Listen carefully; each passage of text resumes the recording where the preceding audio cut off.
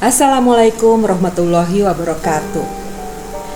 Di sebuah sudut rumah sakit, suatu tempat yang kusam dan muram, seorang lelaki yang usianya sekitar 50-an awal tampak kebingungan saat terbangun dari tidurnya. Dia sepertinya tidak sadar mengapa bisa terbangun di tempat yang terasa sangat asing baginya. Matanya mengerjap pelan, berusaha mengenali suasana di sekeliling ruangan yang minim penerangannya. Mungkin lebih tepatnya temaram. Lelaki itu berusaha untuk bangun dan mencoba untuk duduk. Tapi seluruh persendiannya terasa kaku sehingga dia pasrah untuk tetap berbaring di atas tempat tidur. Dia menoleh ke kanan dan mendapati jendela besar yang tertutup tirai berwarna biru dongker. Kain yang menjuntai sampai hampir menyentuh lantai itu tampak lusuh dan pudar. Warna dindingnya pun kusam, sepertinya sudah lama tak tersentuh oleh cat yang membuat kesan suram makin kental. Jantungnya mendadak berdetak kencang ketika pandangannya terpaku ke langit-langit ruangan yang catnya terkelupas dengan warna abu kehitaman dan ditumbuhi jamur. Ya Allah, gimana kalau jamurnya jatuh? Jijik banget pastinya. Apalagi jika jatuhnya pas ke muka atau ke piring jika sedang makan.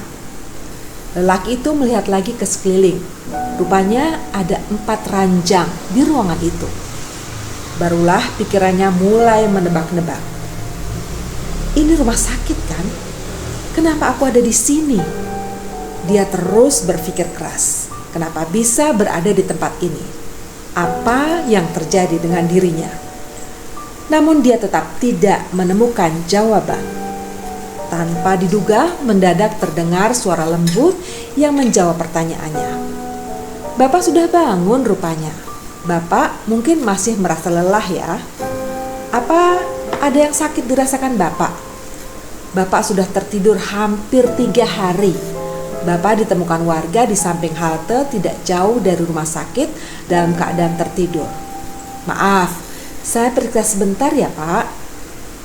Lelaki itu kaget sekaligus keheranan menatap perempuan yang berpakaian putih-putih dengan topi perawat di rambut hitam panjang yang tergelung rapi.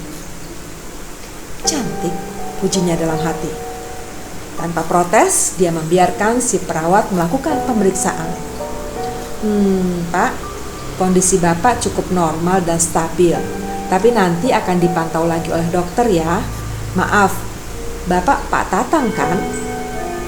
Lelaki itu hanya mengangguk mengiyakan. Dia terlanjur terpukau melihat kecantikan suster itu. Kami tahu nama Bapak dari kartu identitas di dompet milik Anda, Pak. Lelaki itu kembali mengangguk lagi. Dia semakin terpukau dan kehabisan kata-kata karena si suster bukan hanya cantik, tapi juga harum semerbak wanginya. Saya tinggal dulu ya Pak, ini masih subuh, ujar si perawat seraya melihat ke jam dinding. Bapak bisa istirahat lagi, menunggu pagi dan nanti sarapan kemudian kita tunggu dokter datang mengecek. Tatang, lelaki berkumis lele dengan rambut yang mulai menipis itu menghembuskan nafas ketika melihat si perawat yang ternyata memiliki tubuh bohai melenggang lalu menghilang di balik pintu yang berderit seperti kurang diminyaki. Tatang mengernyitkan kening sembari ngebatin. Tadi tagnem dadanya siapa nama susternya? Kok kayaknya tulisannya nggak jelas, kabur gitu. Apa karena saya nggak sehat kali ya?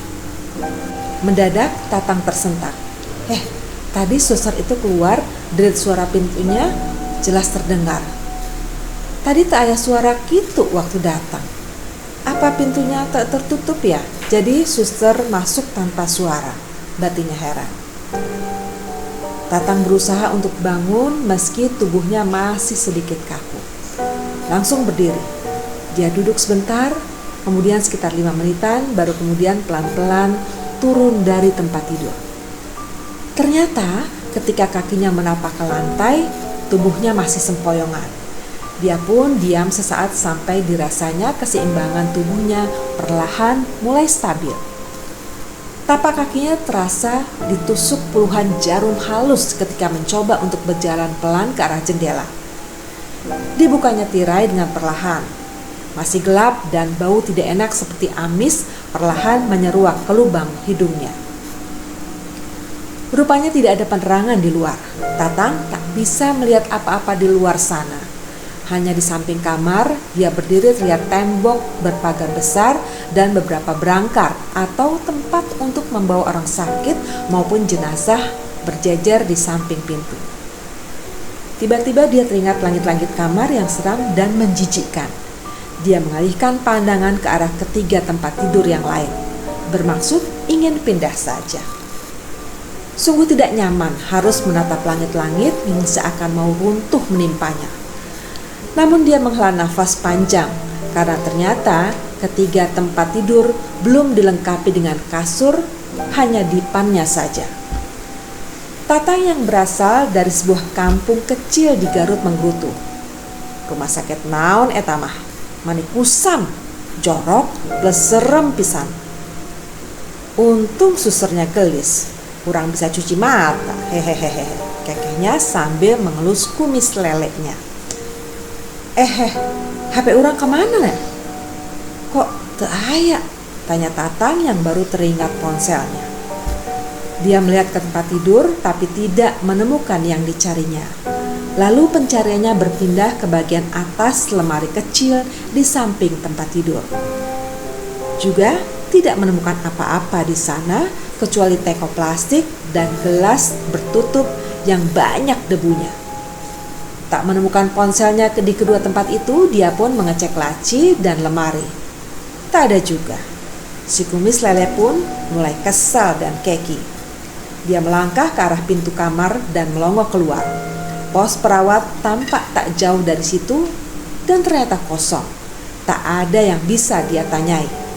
Tatang semakin jengkel. Sepi pisan. Tak ada pasien lain. Tapi iya teh masih pagi kan? Mestinya yang lain masih pada tidur. Tatang akhirnya masuk lagi ke kamarnya. Lelah bolak-balik, akhirnya dia memilih berbaring lagi. Meski, duh Gusti, ieu kunaon masih tidur di dia. Itu yang tiga, kok langit-langit yang bersih. Menatap ketiga ranjang tanpa kasur membuatnya kembali merasa kesal. Sempat terfikir ingin memindahkan kasur ke salah satu tempat tidur yang lain.